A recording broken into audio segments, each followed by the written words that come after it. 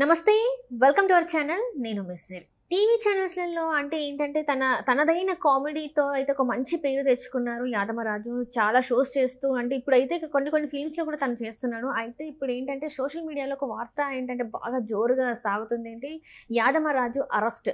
మరి నిజంగా అరెస్ట్ అయ్యారా ఏంటి? సో ఈ అంశాన్ని మనకు వివరించడానికి మనతో పాటు ఉన్నారు ప్రముఖ సినీ క్రిటిక్ దాసరి విజ్ఞాన్ గారు.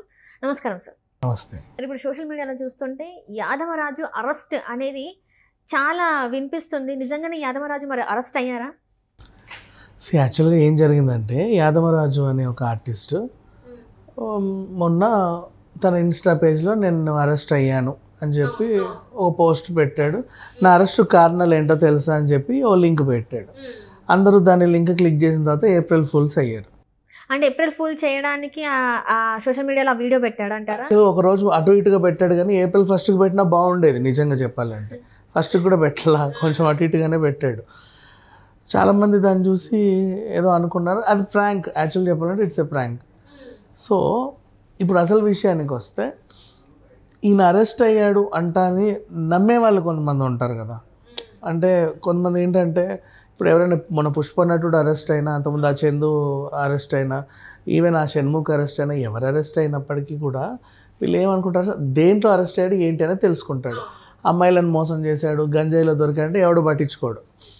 ఊరికి ఏదో చిన్న గొడవలో అరెస్ట్ అయ్యారు అంటే, అయ్యో పాపం విడిపిద్దాంలో, ఎందుకు వచ్చిన గొడవ, ఏదో మేబీ డబ్బుల కోసమో ఇంకా దేనికి ఏదో చిన్న గొడవ అయి ఉండొచ్చు. గొడవ అంటే 2 అడుగులు ముందుకు వస్తారు, పోన్లే తెలుసో తెలియకో గొడవ పడ్డాడని. అంటే ఇట్లా అమ్మాయిలను మోసం చేశాడు, రేపులు చేశాడు, మడ్డలు చేశాడు అంటే ఎవరు ముందుకు రారు. కానీ దొంగతనాలు చేశారు, దోపిడీలు చేశారు, ఇప్పుడు మొన్న నా పిల్ల దొంగతనం అట్లాంటి వాటికి సపోర్ట్ చేయరేమో. కానీ అట్లీస్ట్ కొంచెం ఇట్లాంటివి ఏమైనా ఉంటే నిజమా కాదా తెలుసుకోవడం కొంతమంది ఉంటారు. వాళ్ళు పరిచయం ఉండాల్సిన అవసరం లేదు.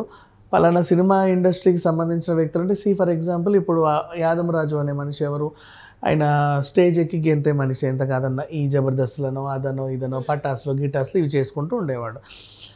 అండ్ పైగా పెళ్ళిళ్ళకి పెడాకులకి వెళ్ళి కూడా గెంతే వచ్చేవాళ్ళు ఈ స్టేజ్ ఎక్కి, వాళ్ళని ఎంటర్టైన్లు చేయడానికి, ఈవెంట్లన్నీ. ఇకపోతే ఫర్ ఎగ్జాంపుల్ నా ఈవెంట్కి వచ్చాడు అనుకుందాం, ఒకప్పుడు ఏదో నా పెళ్ళికి నా ఈవెంట్కి వచ్చాడు, నేను 50,000 ఇచ్చి పిలిపించుకున్నా. తర్వాత ఈరోజు వార్త చూసా, నా పెళ్ళికి వచ్చిన రోజు నాతో బాగానే ఉన్నాడు, అరే చాలా మంచోడు, మంచి వ్యక్తి, ఏమై ఉంటుందబ్బా, మనకు తెలిసిన కానిస్టేబుల్ అని ఉన్నారా అంటే, నాకు తెలిసిన ఎస్ఐ ఉన్నాడు, ఒకసారి కనుక్కో చూద్దాం, ఏదో బీబీ నగర్ పోలీస్ అంట, పాపం పిల్లోడికే ఉండేది, మనం ఏమైనా హెల్ప్ చేద్దాం. ఇట్లా ఆయన ఎంతమందితో తిరిగాడో, ఎంతమందితో ఉన్నాడో అనుకోకుండా. ఫర్ ఎగ్జాంపుల్ ఏదన్నా ఈవెంట్ సమయంలో వేరే ఊరు వెళ్ళాల్సి వచ్చింది, అక్కడ ఒక లోకల్ ఎమ్మెల్యేనో లోకల్ బడా పార్టీ ఎవడో పరిచయం అవుతూ ఉంటాడు. అది కూడా మా సార్ మన దగ్గరకు వచ్చిన చూడు పిల్లగాడు, టీవీ పిల్లగాడు, ఏదో అయిందంట పాపం అరెస్ట్ చేసిండ్రు అంటారు. వాళ్ళు చెప్తే, అయ్యో ఏదో ఎట్లయింది పిల్లోడు మంచోడు, కొంచెం కనుక్కునే వాళ్ళు ఉంటారు. ఇలా అందరు ఎంక్వైరీలు చేసేసరికి ఆ బీబీ నగర్ పోలీస్ స్టేషన్కి ఒక కాల్ వెళ్ళింది, బీభత్సమైన ఫోన్లు వచ్చాయి. ఏం జరిగింది, పాపం పిల్లోడికి ఏమన్నా అయిందా అండి, ఏమన్నా సీరియస్ కండిషనా, లేకపోతే గొడవ కొంచెం తీవ్రత పెద్దగా ఉందా, ఏమన్నా కాపాడొచ్చా, పర్వాలేదా, మంచోడే పిల్లోడు, ఇట్లా. నాకు తెలియని విషయాన్ని నాకు కాల్ చేసి వీళ్ళందరూ ఏమైందని అడుగుతారు ఏంటని చెప్పి అక్కడి వాళ్ళు, అవును ఏం జరిగింది అని చూస్తే వాళ్ళు ఎంక్వైరీలు చేసి ఇది ప్రాంక్ అని తెలియదు. వెళ్ళి ఇంకోసారి ఇట్లాంటి వేషాలు వేస్తే మొహం పగులుద్ది అన్నారు. అంటే రీజన్ ఏంటి, పోలీసు వాళ్ళ టైం వేస్ట్ చేశాడు కదా, అంతే కదా. వాళ్ళకు కూడా తెలియని విషయాలు 100 మంది ఫోన్లు చేస్తున్నారు, ఏమైంది అని. ఇండస్ట్రీ నుంచి కూడా కొంతమంది పెద్దలు, ఫర్ ఎగ్జాంపుల్ ఇప్పుడు జబర్దస్త్ వాళ్ళకి ఏమన్నా అయితే నాగబాబు లాంటి వాళ్ళు అండగా ఉంటారు. అట్లా కొద్దో గొప్ప మంది వీళ్ళు పనిచేసే చోట వీళ్ళకి ఉంటారు కదా. ఈయనతో పెద్ద సినిమా చేసిన ప్రొడ్యూసర్ ఉంటాడు, ఆ ప్రొడ్యూసర్కి కూడా కొంతమంది పరిచయాలు ఉంటాయి. అయ్యో పాపం పిల్లోడు మంచోడే, మన దగ్గర ఎప్పుడు నోరెత్తలేదు, అలా చేశాడు ఇలా చేశాడు, ఏ గొడవ కనుక్కో, అంతే. ఎవరికి చూడు మాకు తెలియదు. సో ఇన్ కేస్ నువ్వు ఏప్రిల్ 1 రోజు చేసినా అది ఏప్రిల్ ఫూల్ అని జనాల్ని ఒక ఎంటర్టైన్మెంట్ లాగా అనుకునేవాళ్ళు. చాలా సీరియస్గా ఒక అరెస్టు అని ఒక పేపర్ కట్అవుట్ పెట్టేసి దాని సినిమాకి హూ ఈజ్ మై డాడీ అని ప్రమోషన్లు చేసుకుంటూ ఇక ఇట్లాంటి కథలు పడేసరికి అందరికీ మండింది. ఇంకంతమించి ఇంకేం లేదు చెప్పాలి అంటే.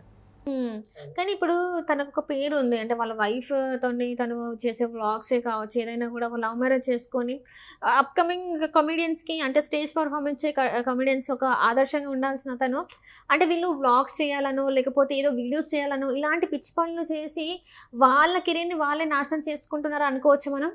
అనుకోవచ్చు. ఎందుకంటే ఇప్పుడు సానుభూతి చూపించే వాళ్ళ విషయం పక్కన పెడదాం, ఇది ప్రాంక్ అని తెలుసుకున్న వాళ్ళ విషయం పక్కన పెడదాం.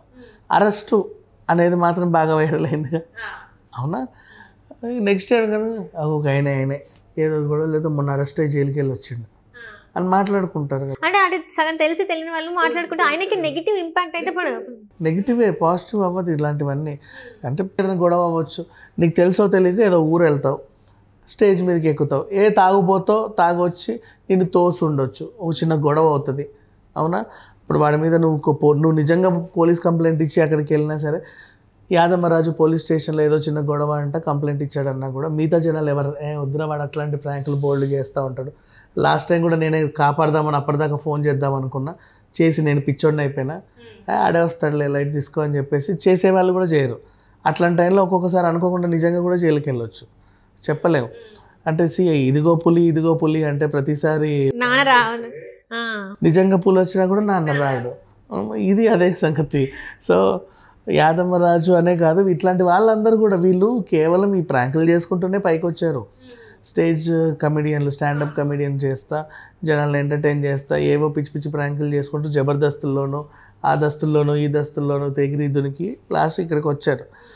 ఇప్పుడు సినిమాలు చేసుకుంటున్నారు, మధ్య మధ్యలో మంచి మంచి క్యారెక్టర్లు పడుతున్నాయి. ఎప్పుడో ఒకప్పుడు బాగా దశ తిరిగితే ఎక్కడికో వెళ్ళిపోతున్న టైంలో ఇప్పుడు వీళ్ళు సోలోగా హీరోగా పెట్టి కూడా సినిమాలు వస్తున్నాయి. వీళ్ళని పెట్టి ఒక స్టేజ్కి వచ్చారు, దాన్ని కాపాడుకునే బాధ్యత పోయి ఈ విధంగా తయారయ్యారు. అది వీళ్ళంతా చూస్తుంటే అసలు వీళ్ళని ఎంకరేజ్ చేయాలా, డిస్కరేజ్ చేయాలా? అసలు వీళ్ళ మీద నిజంగానే ఒకవేళ ఇలాంటి ప్రాంక్స్ చేశారు కాబట్టి పోలీసులు మరి ఏదైనా యాక్షన్ తీసుకునే అవకాశం ఉందంటారా? తీసుకుంటారు. ఇప్పుడు ఆ సినిమా ఏదైతే ఉందో దాన్ని ఎవడు కొండు మళ్ళీ డిస్ట్రిబ్యూటర్లు, ఆ హీరో మీద బ్యాడ్ ఇంప్రెషన్ ఉంది, మొన్న అరెస్ట్ అయ్యి వచ్చిండంట, ఎందుకు వచ్చిన గొడవలే. ఆ సినిమా ఎవడు కొన్నా కూడా వేస్ట్లే, వాళ్ళు ఎక్కడైనా ఓటీటీలు అమ్ముకోమని మనం కొనాల్సిన అవసరం లేదని చెప్పి వచ్చే వాళ్ళు కూడా రారు, దూరంగా ఉండిపోతారు. సో ఇట్లాంటివి ప్రాంక్స్ చేయడం వల్ల ఇప్పుడు వాళ్ళ కెరీర్ అంటే ఇప్పుడు చూసాం ఎన్నో ఇయర్స్ నుంచి వాళ్ళు షోస్ చేస్తుంటే ఈ రోజు వాళ్ళు బిగ్ స్క్రీన్ పైన కనిపిస్తున్నారు, వాళ్ళ ఆశ నెరవేరుతుందన్న టైంలో వీళ్ళంతటా వీళ్ళే వాళ్ళు తవ్వుకొని అందులో కూరుకుపోతున్నట్టు అనుకోవచ్చు మరి. నిజంగా ఎందుకంటే ఈ మొహాలను పెట్టి యాక్చువల్గా మంచి మంచి సినిమాలు తీస్తున్న నిర్మాతలు ఉన్నారు, వాళ్ళు ఏంటంటే వీళ్ళ ముఖాలకి కొద్దో గొప్ప ఫేమ్ ఉంది కదా అని నమ్ముతారు. ఈ ముఖాన్ని నమ్ముకొని వాళ్ళు ఇన్వెస్ట్ చేస్తారు. వీళ్ళు ఏ ముఖంనైతే అడ్డం పెట్టుకొని ఒక సినిమా బిజినెస్ చేసుకుంటుందో ఆ ముఖానికే నెగిటివ్ టాక్ వచ్చిందనుకో, ఆ ఎఫెక్ట్ ప్రొడ్యూసర్ దాకా పడుతుంది. వీళ్ళకేం తెలియదు, సింపుల్గా చెప్పేసి ఏదో ప్రాంక్ అని చెప్పి హీ అని పల్లీలు ఇచ్చేసి వెళ్ళిపోతారు, అది జోక్ అనుకుంటారు. అంటే నువ్వు కమెడియన్ స్థాయిలో, స్టాండప్ కమెడియన్ స్థాయిలో స్టేజ్ మీద ఉన్నప్పుడు ఇట్లాంటి వేషాలు వేస్తే పర్లా. ఇప్పుడు నీకు క్రమక్రమంగా మార్కెట్ పెరుగుకుంటా వచ్చింది, నీ మీద ఇన్వెస్ట్ చేసి కూడా లాభాలు సంపాదించుకునే స్టేజ్కి నువ్వు వచ్చావు. నీ మీద ఇన్వెస్ట్ చేసిన తర్వాత ఎవడో వచ్చి నువ్వు వాళ్ళ కడుపులు వాళ్ళ నోట్లో మట్టి కొట్టావు అనుకో నీ వేషాల వల్ల, ఇంకొకసారి ఎవడు రాడు సూట్ కేసు పట్టుకో. Right thank you so much.